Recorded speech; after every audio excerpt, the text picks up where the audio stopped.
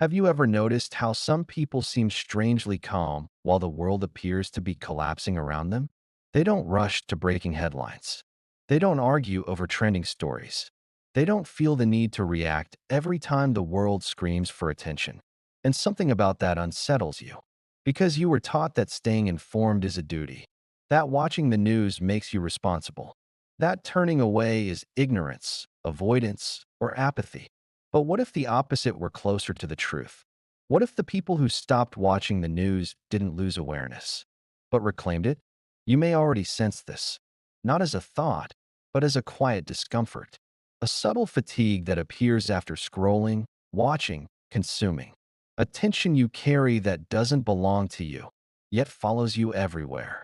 And even now, as you listen, something inside you recognizes this isn't a new idea. It's something you felt but never gave yourself permission to articulate. Because this isn't about information. It's about power. You live in a world where attention is currency, where outrage is rhythm, where fear is delivered daily, precisely timed, carefully framed. And you've been conditioned to believe that constant exposure equals intelligence. But notice what actually happens inside you. Your body tightens. Your mind fragments. Your emotional state shifts before you've even chosen to think. You don't just receive the news. You absorb it.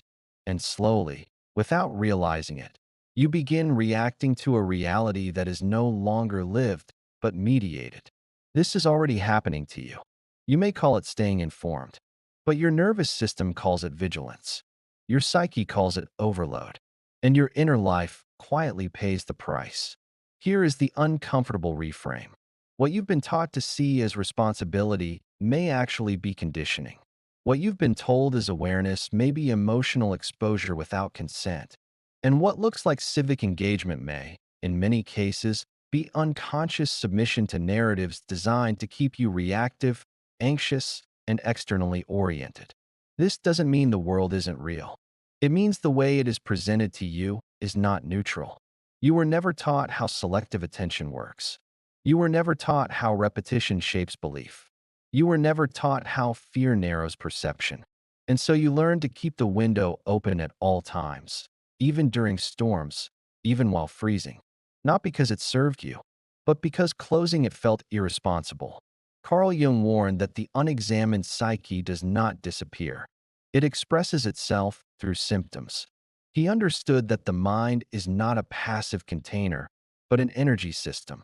What you repeatedly expose yourself to does not remain external.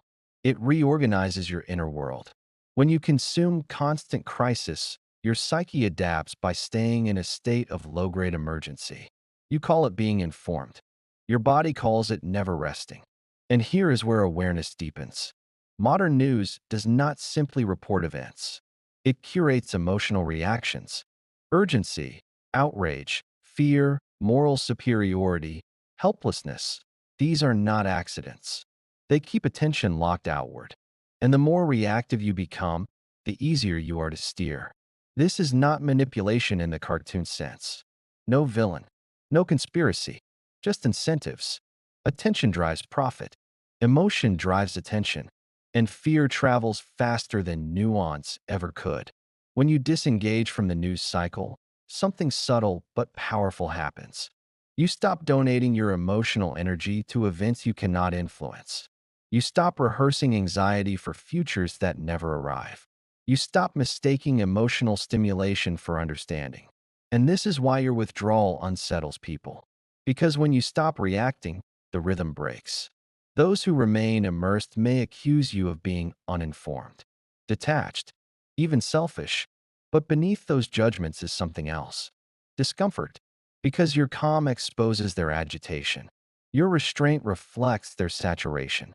Your silence disrupts the collective agreement that constant engagement is necessary. Jung called this projection. When someone cannot tolerate an inner state, they assign it to another. The person who cannot stop watching the news may project irresponsibility onto the one who walked away. Not because it's true, but because it protects their own pattern from being questioned. And this is where the tone darkens. Because the news cycle feeds on predictability, on repeat viewers, on emotional dependency. If you watch long enough, you begin to feel that disengaging is dangerous, that not knowing every update is a threat, that stepping back means losing control. But control was never there. What was there was participation in a loop. And the moment you step outside it, clarity begins to return. This is the power shift. Not ignorance, not denial. Awareness. Awareness that information without integration is noise. Awareness that constant exposure erodes depth. Awareness that your mind was never designed to carry the weight of the entire world every morning before breakfast. Silence, in this context, is not avoidance. It is filtration. Emotional restraint is not apathy. It is sovereignty.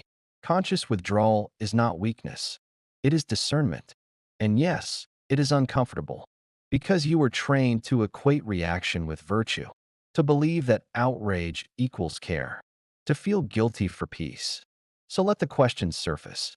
When was the last time consuming the news made you wiser rather than heavier?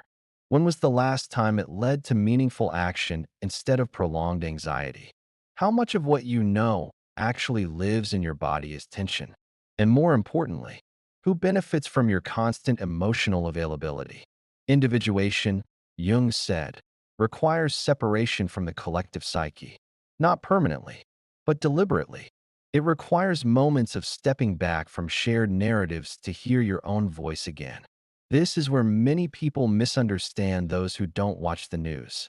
They assume disengagement means ignorance, but often it means selectivity. It means choosing depth over volume, context over immediacy, understanding over stimulation. And with that choice comes loss. You may feel disconnected from conversations, out of sync with outrage cycles, misunderstood. But what follows that loss is something quieter and stronger. Clarity. Your thinking becomes less borrowed. Your emotions become more proportional. Your attention returns to what you can actually influence: your relationships, your work, your inner state. You don't stop caring. You start caring accurately. This doesn't require rules or steps. It doesn't demand total disengagement. It begins with noticing. Noticing how your body responds to consumption. Noticing how often information asks for reaction rather than reflection. Noticing how peace was framed as irresponsibility and anxiety as awareness. As you notice, choice returns. And with choice comes a new identity. Not someone who knows everything, but someone who is no longer owned by everything. Someone who understands that awareness without sovereignty is exhaustion. That information without integration is fragmentation. That true education begins where compulsive consumption ends. So if you find yourself stepping back, turning off, choosing silence where noise once lived, understand this. You are not withdrawing from reality. You are re-entering it on your own terms. And that shift will change how people see you. Some will misunderstand. Some will judge. Some will feel threatened by your calm. Let them. Because the moment you stop outsourcing your emotional state to headlines, you reclaim something essential: your center. And once you've felt that, truly felt it, there is no going back to living at the mercy of every breaking story. So consider this quietly, without performance, without explanation. What kind of awareness do you want to live with? One that keeps you perpetually alert, or one that keeps you whole? If this reflection resonated, sit with it. Let it work slowly. And if you're willing to say it, even just to yourself, say this: I choose clarity over noise.